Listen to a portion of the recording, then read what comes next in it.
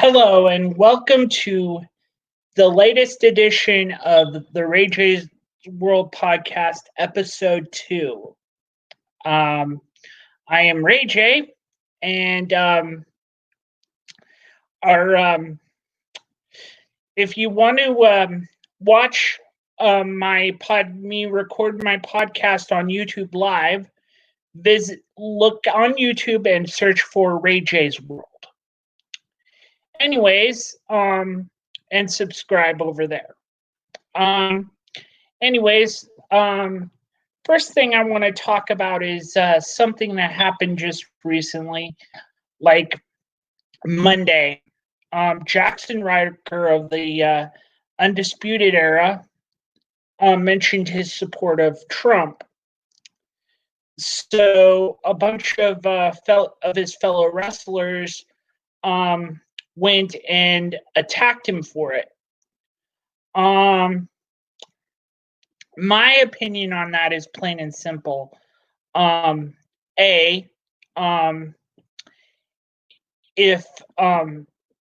WWE should take advantage of what they got and maybe make a bit of a angle out of it and see where that goes, because right now WWE has this problem with not getting new things right, because they don't have, like, the reality news stuff keeps on taking over everything and jumps in and surprises everybody, and like the Maddows and everyone keep on popping in on the ratings, and they get ratings pops while wrestling loses it. So that's my opinion. They should work out a storyline angle to that. In other news, let me look this up on my phone. Hold on a sec.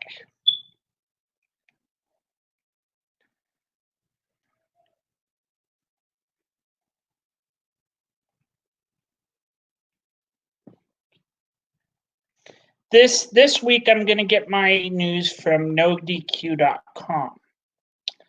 So,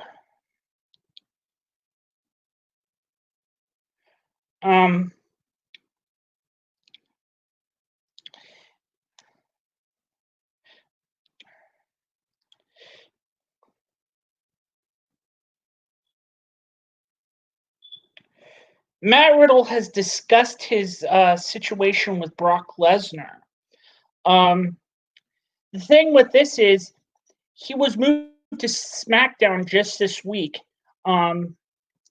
We might be seeing him show up today. Well, I'm recording this Friday. I'll be recording my SmackDown review tomorrow on the 6th, June 6th.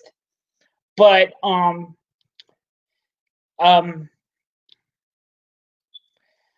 this is what he said about Brock Lesnar. Eventually, I find out I'm going to be in the Rumble. Now I'm stoked. I'm like, what if I get my chance with Brock Lesnar? I don't even know if I should say his name, he laughs. But what if I get my chance? And now I'm starting to play the scenarios in my head, of course. What if I do this, but when also this isn't just anything, I'll be extremely happy. Then, of course, Paul Heyman, his security card, I won't mention his name, laughs. Him and his security card come up to me and basically told me I had no chance in heck. It was very Vince McMahon-like, laughs again. No chance in heck that I was going to get that match with him, and I'd have better luck doing something else. And I'll be honest, at first, I was just like, aw, and I got this far, and you're literally holding me like this tightly. Like he's holding me like we're friends, but we're not. And then he tells me it's never going to happen. So so basically, Matt Riddle says he wasn't mad about it, and he wasn't sad about it, or he was more just heartbroken, and like a girl dumped him. So let me just say this.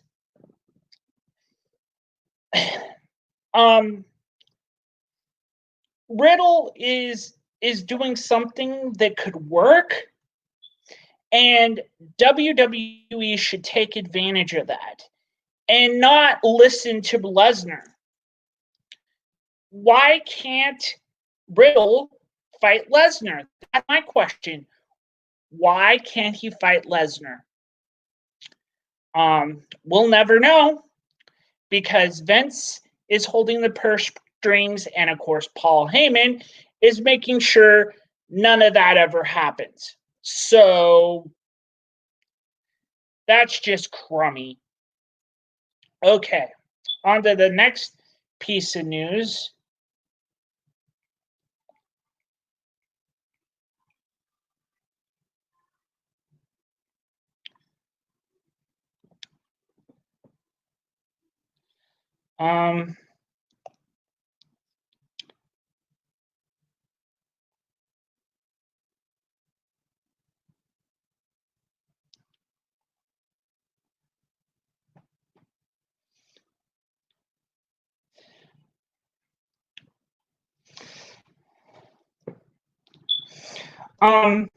The Drake Maverick angle from NXT. I'll probably be talking about that in my NXT review, which will be today. But there's more news on that. Drake Maverick was being rehired by WWE. The belief is that the decision to keep him was made by the time Maverick won his first match in the Cruiserweight title, and was possibly even sooner than that, according to Dave Meltzer. Okay, Meltzer, I don't believe one red cent about what he says or whatnot. Really, once they started pushing the storyline on television, he had to be staying, because you can't do that storyline and then have him get all the sympathy, and firing him will get fans mad at the company, and he could walk into AEW the next week. Okay, whatever. I don't know if, well, in my opinion, I'll probably explain it more in my NXT review, but the way that worked out was very, very refreshing to a lot of people. Of course, there's some people that saw that and thought it was mean, because it was not just Drake Maverick who was released in that group. It was Zack Ryder, aka now known as Matt Cardona, Kurt Hawkins, now known as Brian Myers, and then EC3, who Drake Maverick and him were like close buddies. So I don't know what's going to happen with this. I actually like the idea, but I kind of feel like it was a little based on how it went down, it felt a little unfair. So, I don't know. But here goes one more news story as I go on.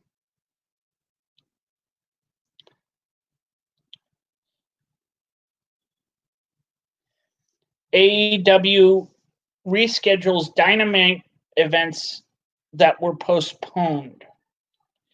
AEW announced the following regarding upcoming Dynamite live events that are being rescheduled. Rochester, the AEW Dynamite show in Rochester, New York on July 8th, originally slated for March 18th, has been rescheduled for Wednesday, November 11th. Okay, so they rescheduled that for November 11th, and an event in Newark, New Jersey, was rescheduled from July 22nd to February 24th. So it looks like they are not going to do they're not going to do full out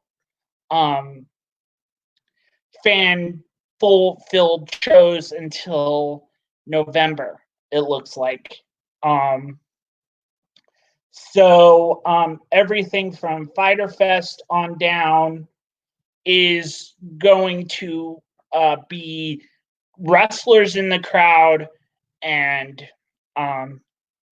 wrestlers, and it's all going to take place at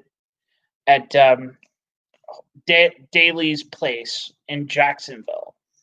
So I don't know what's going on with that, but AEW knows what they're doing at some point, but at some points they don't know what they're doing. And as I go into my review of AEW Dynamite this week, I'll say how I feel about it. And yeah. So now that we're done with that, I am going to go to my NXT and AEW reviews. And the thing is, when I do these reviews, they will all be put on my audio podcast. So if you want to listen to everything that I did this week, everything that I did on YouTube this week, you can listen to my podcast at the end of the week, which I will be posting tonight, and it'll be available Saturday. So next week I won't just be reviewing SmackDown, Raw, NXT, and AEW next week. I'm also reviewing NXT TakeOver in Your House, which is going to be an extra little bit to the show. The show's going to be a little longer, but I figure anyone who wants to listen to my opinion is going to listen to my opinion. So it's my opinion. So that's the way it's going to go. So now to my NXT review. Like I've said in my other reviews, I do not write things down. I just watch. So I'm not going to, it's been like maybe 2 days since I watched it, but I know what went down somewhat. At the beginning, there was a fight between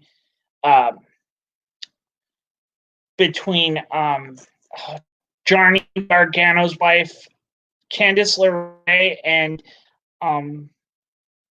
I think it was Mia Yim or someone else. I don't remember, but the whole thing turned into actually it was Io Shirai versus I don't remember, but or it was one of them. Oh yeah, it was Tegan Knox. Well, midway through the match, they stop it, and Tegan Knox, Dakota Kai attacks Tegan Knox, etc. And pretty much, they worked it out where Candice LeRae, Tegan Knox, and Raquel Gonzalez are part of this like three heels in the thing, because Candice LeRae is now heel because her husband turned heel, which turned her heel in during WrestleMania week or whatever. And now this whole heel thing is going on, and now there's this whole thing between where Mia Yim and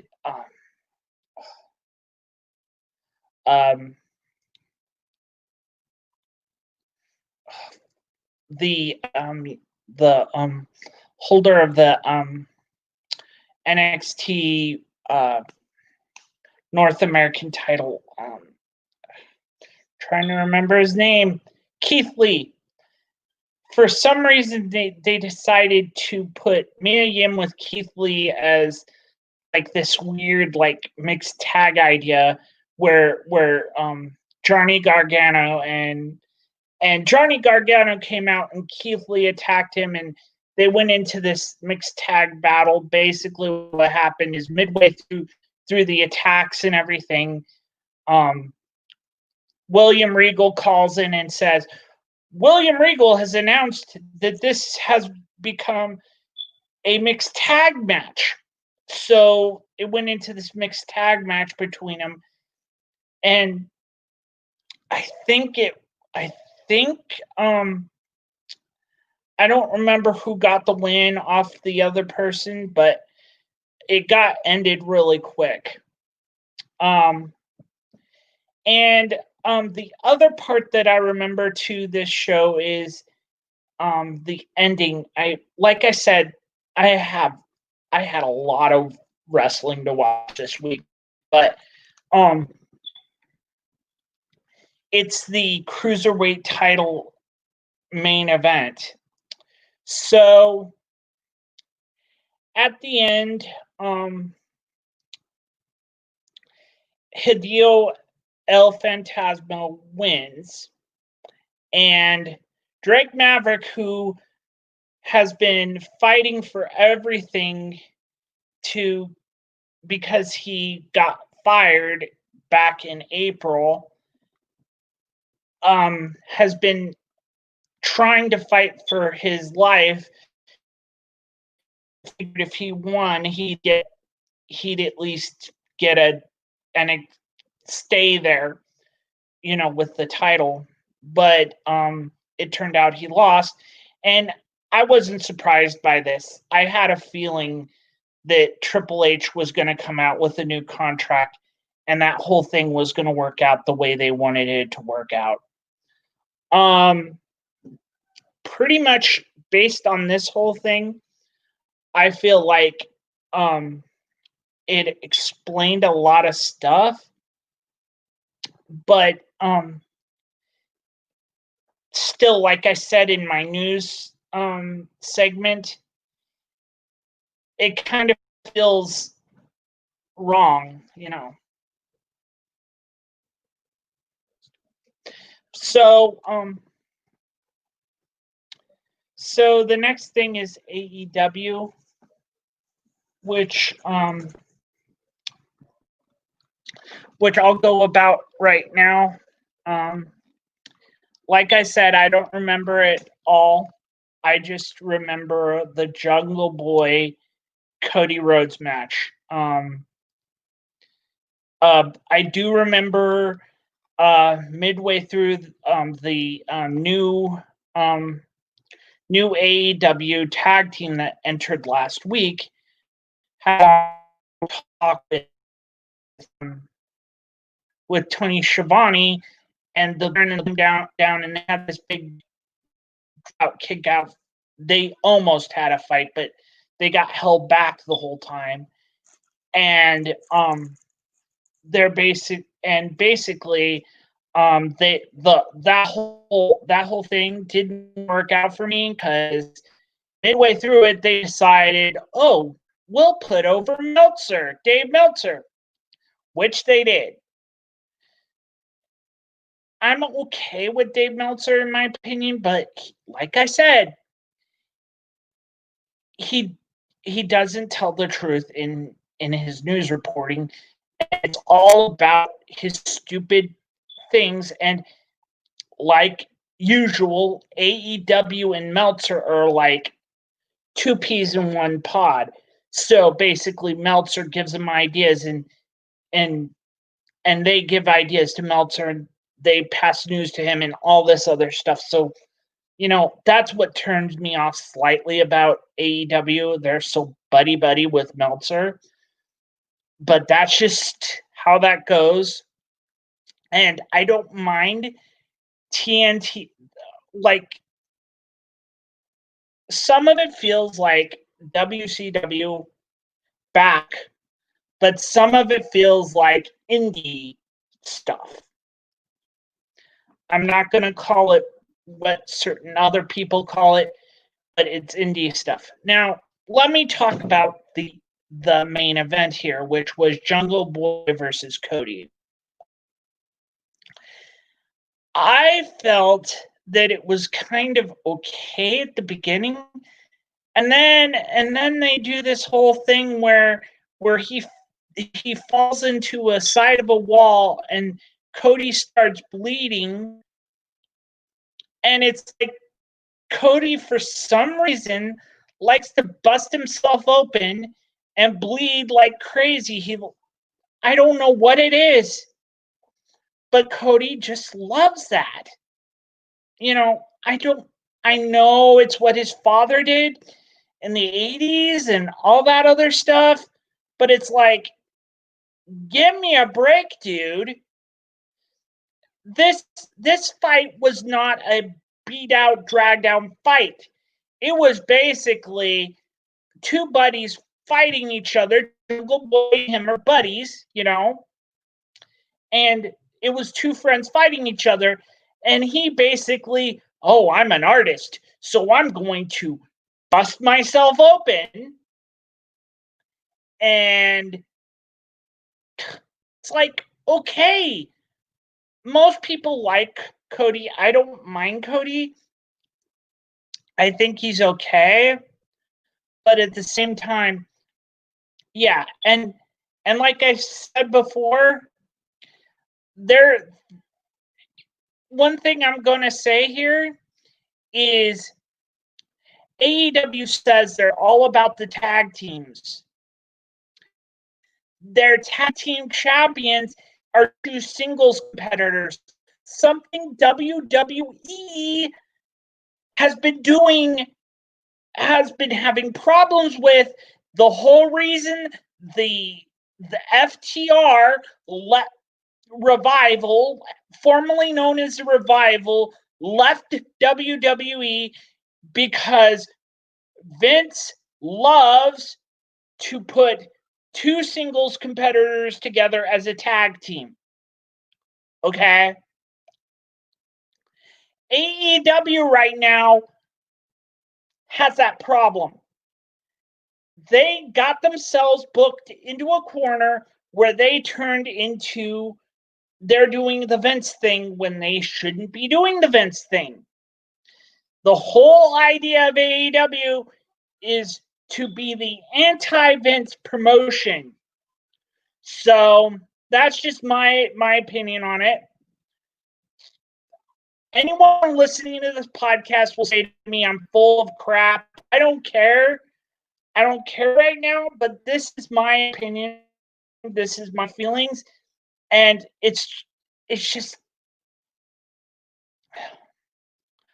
I don't think AEW is trash, okay? I don't mind them. There's some things I like the whole thing where they're like they have the little bit of the WCW flair that they had before with Tony Schiavone, etc. But at the same time, they have this problem where they go off into these different directions and they're like, we're the anti-WWE, and then, oh, we're going to do something WWE does. What? Okay. Like I've said, all these promotions that are trying to compete with each other right now should look at what is going on in the ratings right now. What is the biggest ratings getter on TV right now? Cable, everywhere.